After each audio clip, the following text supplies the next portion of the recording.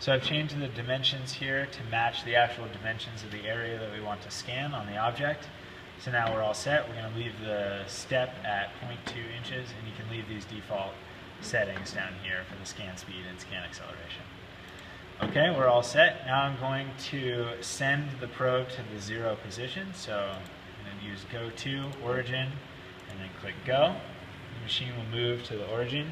And again, you can just check to make sure that it lines up pretty closely with the dimensions of the object.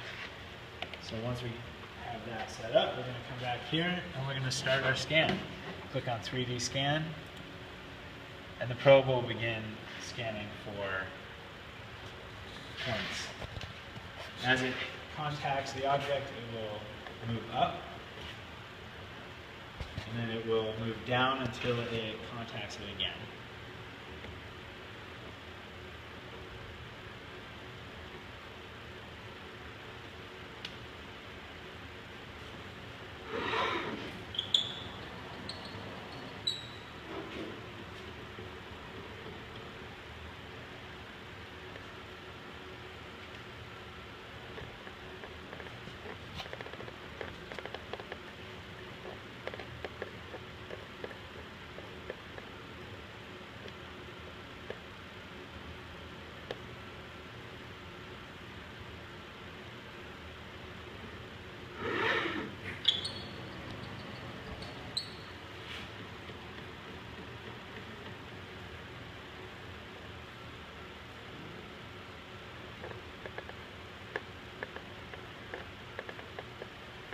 So this packaging is moving, so if we were to probe this again, we would want to make sure that it's better affixed to the table.